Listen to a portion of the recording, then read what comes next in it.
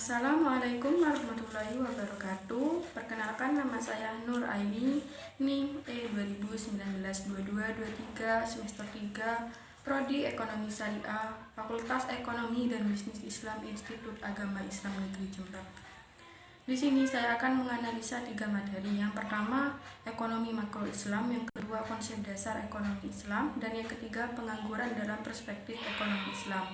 Yang mana ini merupakan tugas UTS dari Bapak Dr. Abdul Wadud Nafis, LC/MEI, selaku dosen pengampu mata kuliah ekonomi makro Islam.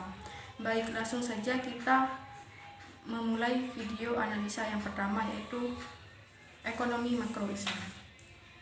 Ekonomi sendiri berasal dari bahasa Yunani, yaitu oikos yang artinya rumah dan nomos yang artinya aturan, tatanan, peraturan, dan hukum, yang mana bila digabungkan mempunyai arti pengelolaan atau manajemen rumah tangga.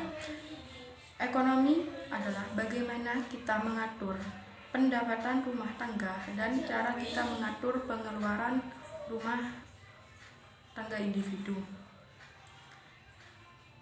Ilmu ekonomi menurut Adam Smith adalah sebuah cabang ilmu yang mempelajari tentang tingkah laku manusia dalam usahanya yang memiliki batasan penggunaan guna mencapai tujuan tertentu. Pembagian ilmu ekonomi. Yang pertama, deskriptif.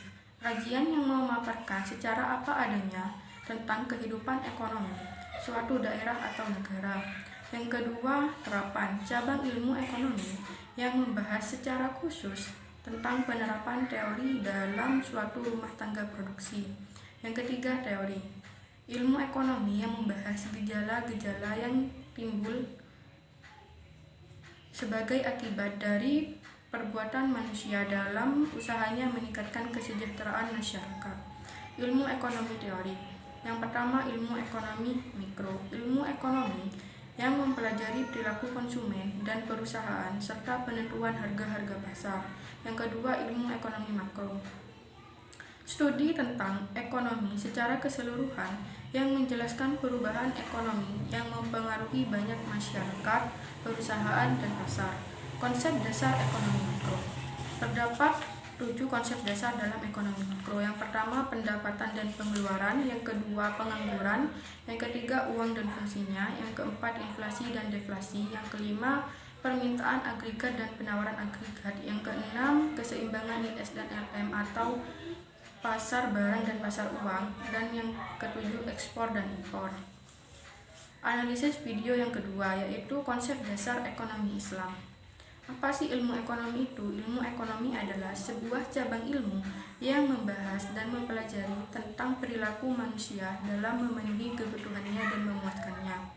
Ekonomi Islam. Ekonomi Islam adalah ilmu ekonomi yang mana ialah sebuah cabang ilmu yang membahas dan mempelajari tentang perilaku manusia dalam memenuhi kebutuhannya dan memuaskannya untuk mencapai falah, yakni kebahagiaan dunia dan akhirat.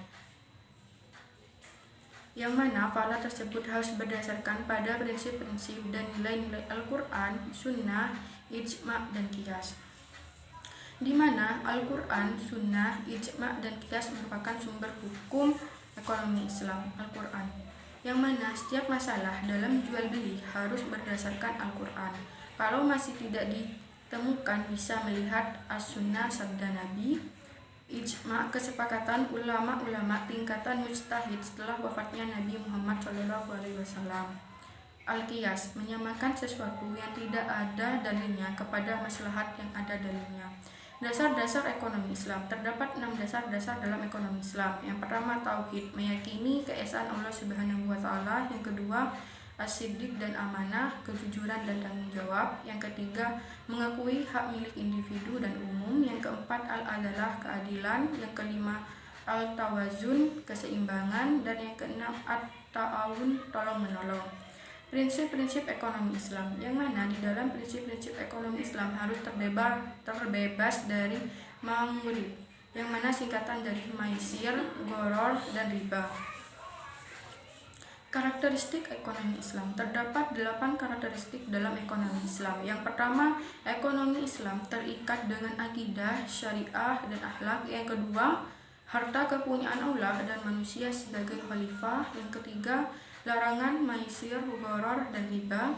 Yang keempat, keadilan dan keseimbangan dalam melindungi kepentingan individu dan masyarakat. Yang kelima, keseimbangan antara kerohanian dan kebendaan. Yang keenam, bimbingan konsumsi. Yang ketujuh, petunjuk investasi. Dan yang kedelapan, zakat. Analisis materi yang ketiga, yakni pengangguran dalam perspektif ekonomi Islam. Apa sih pengangguran? Pengangguran adalah orang yang masuk dalam angkatan kerja 15-64 tahun yang sedang mencari pekerjaan dan belum mendapatkannya. Macam-macam pengangguran, terdapat 4 macam-macam. Yang pertama, pengangguran terbuka. Yang kedua, pengangguran tersembunyi. Yang ketiga, pengangguran musiman. Yang keempat, pengangguran setengah menganggur. Jenis-jenis pengangguran, terdapat 4 juga jenis-jenis pengangguran. Yang pertama, pengangguran friksional. Yang kedua, pengangguran siklikal. Yang ketiga, pengangguran struktural. Dan yang keempat, pengangguran teknologi. Dampak pengangguran, terdapat 11 dampak akibat pengangguran. Yang pertama, menurunkan pendapatan per kapita dan pertumbuhan ekonomi. Yang kedua, meningkatkan biaya sosial. Yang ketiga, menurunkan aktivitas perekonomian. Yang keempat, menurunkan penerimaan negara. Yang kelima, menurunkan tingkat keterampilan. Yang keenam, kegiatan distribusi kurang lancar. Nomor 7, terjadinya kemiskinan. Yang kedelapan, kurang gizi. Kesembilan, tindak kriminal meningkat. Kesepuluh, produktivitas tenaga kerja rendah. Dan ke-11, upah yang rendah. Penyebab pengangguran. Penyebab pengangguran sendiri ada 4. Yang pertama, tidak sebanding penawaran dengan permintaan pekerja. Yang kedua, turunnya pengeluaran total dan output. Yang ketiga, perubahan teknologi. Yang keempat, waktu yang dibutuhkan untuk mencari pekerjaan. Cara mengatasi pengangguran. Terdapat 7 cara dalam mengatasi pengangguran. Yang pertama, menyelenggarakan bursa tenaga kerja. Yang kedua, informasi lowongan kerja. Yang ketiga, memberikan pelatihan kerja. Yang keempat, membuka lapangan kerja sebanyak-banyaknya. Yang kelima, meningkatkan peredaran modal usaha. Yang keenam, meningkatkan jiwa kewirausahaan. Dan yang ketujuh, transmigrasi. Pengangguran dalam ekonomi Islam. Terdapat 2 tipe pengangguran dalam ekonomi Islam. Yang pertama, pengangguran jabariyah atau terpaksa. Yang kedua, pengangguran khiyariyah atau pilihan.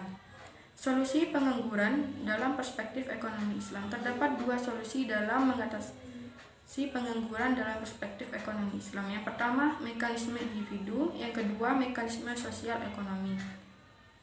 Pengangguran sendiri terjadi apabila jumlah tenaga kerja yang ditawarkan lebih besar daripada jumlah tenaga kerja yang diminta. Dengan kata lain, jumlah yang mencari pekerjaan lebih banyak dibandingkan kesempatan kerja yang tersedia.